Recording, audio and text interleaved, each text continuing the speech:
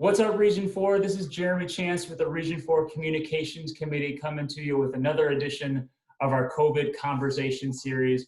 We're taking it down to Arkansas. So I'm going to turn it over to Jeremy to introduce himself. Hi, my name is Jeremy Battjes. I'm the Executive Director of University Recreation at the University of Arkansas. Awesome, Jeremy. So you guys have been in your phase one. You've been open for a little bit. Talk to us a little bit about what are maybe some of those bigger facility changes or the major updates to your facility kind of in response to COVID-19? So one of the things that we had to plan for was the Arkansas Department of Health regulation of 12 feet in between people while working out. And so we think about our fitness center and that operation. That's huge for us. We have very limited footprint as it is. And a lot of schools are dealing with 6 or 10, which makes a big difference. So we have a serious space issue. And so what we did was take a gym offline and work to spread our fitness center in 2 locations, our current footprint that we would normally use, as well as one of our gymnasiums. That's been kind of our biggest facility hurdle in terms of setting us up. Our other is our entries. We have 3 entries to our facility, which is unusual. And so we are essentially looking at downsizing the number of entries to reduce the number of touch points that have to be addressed throughout the day, taking one of those, converting them to a staff-only entrance, because the screening process that we have for staff, we have to take temperatures, they have to do an attestation statement. So it allows us to have that area to do that without creating a bottleneck of people trying to come in and use the facility. Yeah, so with repurposing some of your spaces, which I think is going to be very common, and then maybe redirecting or changing some of your access points, has there been any additional student staff needed, or what? Maybe talk a little bit about how those changes have kind of impacted your staffing model. So we doubled the number of students that we would normally have working in our fitness center, since we're now spread in 2 locations. Again, the Arkansas Department of Health regulations dictates how much the equipment has to be touched and sanitized and cleaned, and so we knew we had to amp up staffing to be able to keep up with that. We moved to a tagging system for our equipment, which I know some other schools are using as well, and so that helps our staff identify what needs to be done and keep staff moving. We've increased the number of staff we have patrolling the facility on a regular basis, because as we move into additional programming and additional spaces being occupied, we'll have to monitor those with students walking through those. And so our student staffing prices and costs are going up at least double, if not more, as we bring on more spaces throughout the course of the month of August. Sure. Maybe thinking back to when you and your team were working through the planning and writing documents and all that kind of stuff, what were maybe some of the bigger challenges or hurdles to that creation of that plan? And even before you hit phase 2, what are maybe some of those things that you've had to adapt kind of on the fly or as you reopened for phase 1? So we opened for phase 1 July 6th, and we did that without a lot of final determination on university policy, university positions, board of trustees approvals, but yet we were being asked to open on that day. And so we had to make a lot of policy on what we thought was best for our industry and our users without an official university policy to back it up or support it. We vetted all of our plans through our divisional leadership and had support, but it was very challenging for our team to think, well, there's not a policy that we can operate within. So how do we develop one? Right.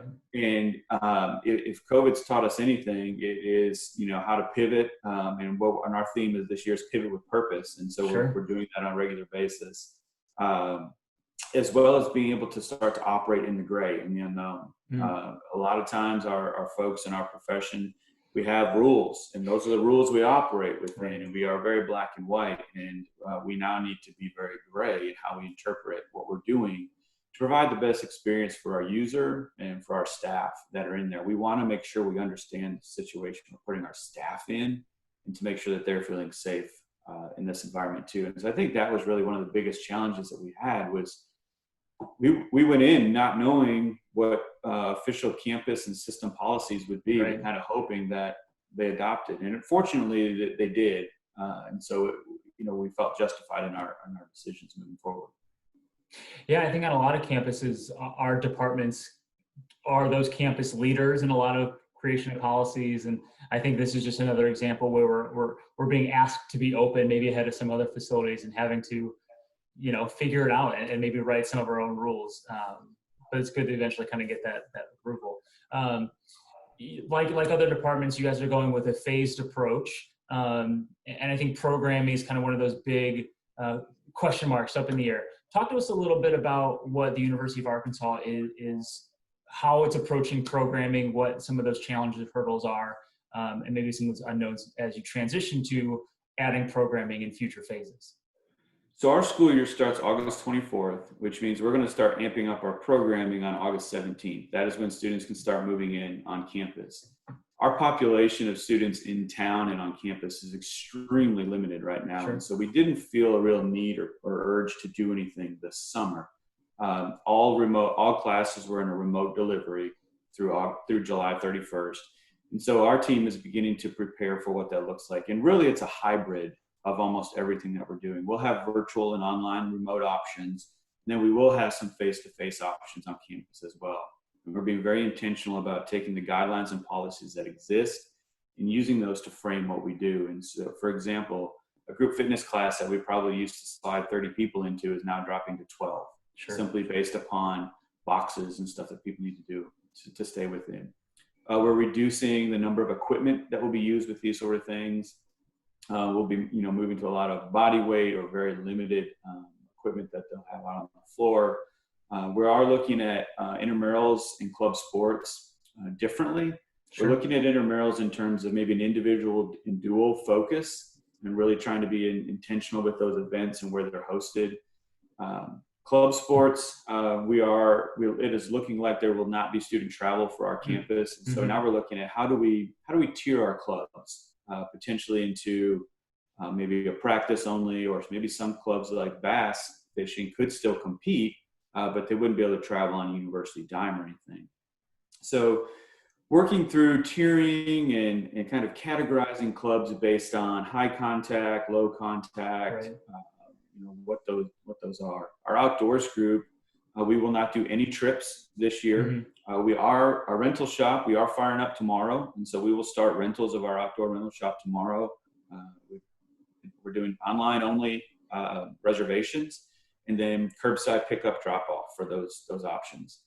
We are looking at doing meetups within the region. And so we're very fortunate where we are in Arkansas that there's a lot of opportunities within 30 to 45 minutes. And so we're look at, what does a meetup look at Lake Fayetteville to do a hike around a trail? And then how do we successfully do that event, socially distanced, face covered, et cetera.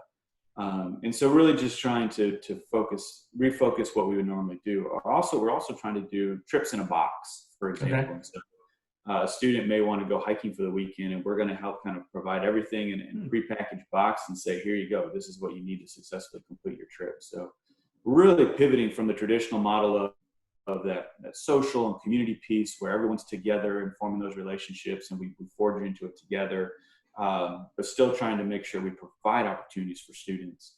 As we look at our programming, really challenging our staff to say, how do we keep our students on campus? We have 5,000-6,000 students that we're expecting to be living on campus. We don't want them to venture off. We don't have to. If we can keep them on campus, we can keep it a little bit safer. And so really trying to target programming that they can do, weekend stuff that we probably wouldn't have put as much focus on in the past, but we know students are going to need something to do. Right. Different in this environment. Pivot with purpose, like you said. That's a great mantra. Yes. Was there anything as you geared up to reopen for phase one, or maybe even as you're anticipating phase two, what were you most nervous about, or maybe weren't really sure what it was going to look like until you lived it? Well, we didn't know what our population would be trying to use the facility right off the bat. And depending on what you read, people are going to be anxious to get back into the gym, or people have no desire to get in, or they're going to wait and kind of see how it goes. And our numbers have been very, very, very slow, which I'm thankful for, because it has allowed us to practice our procedures and protocols that we developed, determine what worked, what hasn't worked, and been able to make those adjustments along the way. So the other that we weren't sure if we could keep up with was the cleaning demand. And we're still not sure we can, honestly, when the students get here, when we see more and more people. I feel better about the supply chain now than there was a month and a half ago when we were trying to secure all these things. So I feel better about that.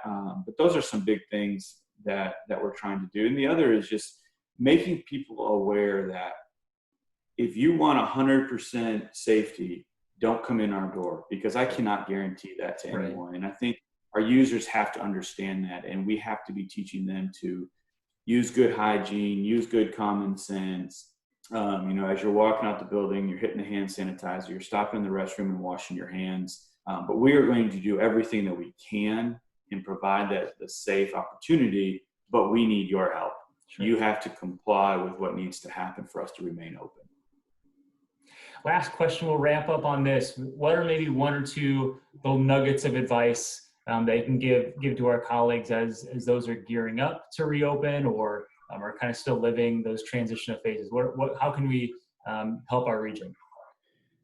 Be flexible and be ready to change. When we first started down this road, I told our staff to come with a plan A, B, C, and a D, because while we look at A, we may figure out that doesn't work. So what else have we prepared so that we can keep moving? Because this changes so fast, we have to have options ready. And that has really helped us in terms of, we had an A, while we had an A and that was our priority, we had B and C in case we had to make changes. And those have been really helpful to ensure that we can continue to pivot with purpose, answer the university's call.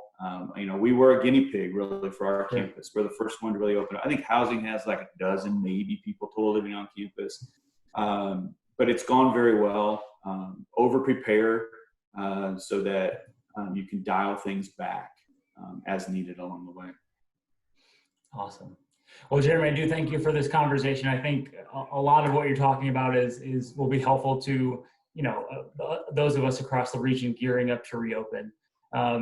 If you would like to be a part of the COVID conversation and from a facilities perspective, on Tuesday, August 11th, the facilities committee is going to be hosting a COVID conversation roundtable. So make sure you tune in, check out our website and our various social media pages for the link to sign up for that, as well as filling out that survey. So with that, Jeremy, I do thank you for your time, Region 4. Let us know how we can help. Stay safe and healthy. Take care. Thanks, Jeremy.